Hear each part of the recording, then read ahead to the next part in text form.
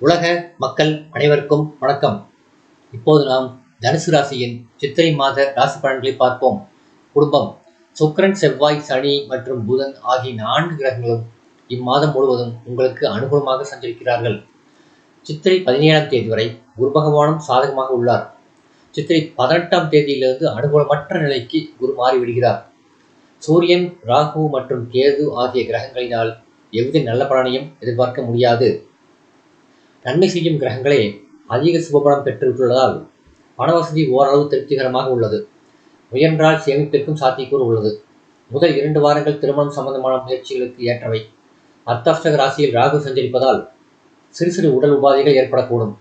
குழந்தைகளின் கல்வி மற்றும் ஆரோக்கியம் சற்று பாதிக்கப்படுவதற்கு சாத்தியக்கூறு உள்ளதை கிரகநிலைகள் எடுத்து காட்டுகின்றன.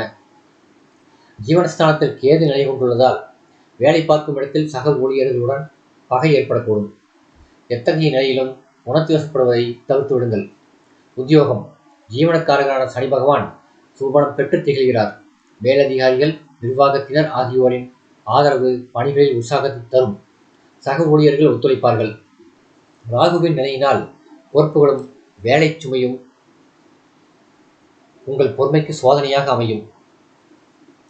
அலுவலக கடமைகள் காரணமாக வெளியூர்களுக்கு செல்ல வேண்டிய அவசியம் இருந்தால் பணம் மற்றும் முக்கிய ஆவணங்களை பாதுகாப்பாக வைத்திருங்கள். புதிய வேலைக்கு முயற்சிக்கும் தனுசு ராசி அன்பர்களுக்கு வெற்றி கிடைக்கும். செவ்வாய், சனி இணைந்திருப்பதால் சிலருக்கு இடமாற்றம் ஏற்படக்கூடும். அந்நிய நாடுகளில் வேலை பார்க்க ஆர்வம் இருந்தால் இம்மாதம் முயற்சிக்கலாம். வெற்றி வாய்ப்பு பிரகாசமாக உள்ளது. தொழில், வியாபாரம் சம்பந்தப்பட்ட கிரகங்கள் அனுகூலமாக உள்ளன. உற்பத்தியை ஓரளவு அதிகரித்துக் கொள்ளலாம். சந்தை நிலவரம் உங்களுக்கு சாதகமாக உள்ளது. சக கூட்டாளிகள் ஒத்துழைப்பார்கள். சிறு அளவில் முதலீடுகள் செய்து தொழிலை விருத்தி செய்து கொள்ளலாம். நிதி நிறுவனங்களின் ஒத்துழைப்பு கிடைக்கும் என்பதையும் கிரகநிலைகள் தெளிவாக குறிப்பிடுகின்றன. சில்லறை வியாபாரிகள், நடைபாதை விற்பனையாளர்கள் ஆகியோருக்கு கூட நல்ல லாபத்தை பெற்றுத் தருவார் சனி, செவ்வாய், சுக்கிரன் ஆகிய மூவரும். கூடிய வரையில் கடன் வாங்காமல் செய்வது நல்லது. இம்மாதம் கடன் வாங்க வேண்டிய அவசியமும் இருக்காது. வியாபார அபிவிருத்தி சம்பந்தமாக பிற மாநிலங்களுக்கு சென்று வர வேண்டிய அவசியமும் உருவாகும். கலைத்துறையினர். சென்ற மாதம் ஏற்பட்ட நன்மைகள் நீடிக்கின்றன. நல்ல வாய்ப்புகள் வருமானத்தை உயர்த்தும். மக்களிடையே செல்வாக்கு உயரும். திரைப்படத்துறையினருக்கு மிக நல்ல மாதம் இது.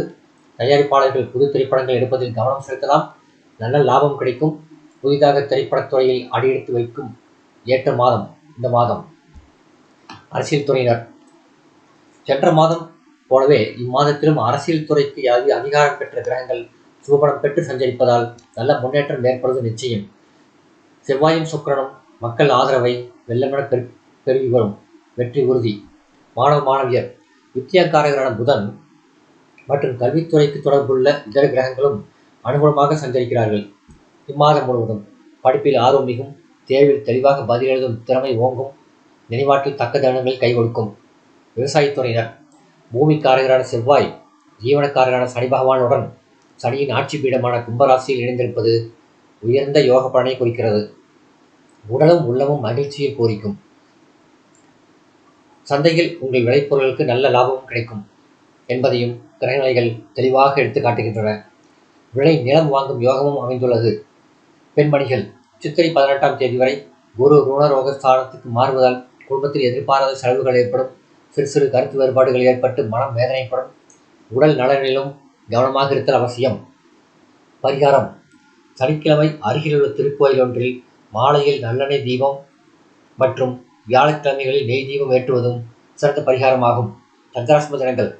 சித்திரை 2 நள்ளிரவு முதல் 5 காலை வரை. நன்றி.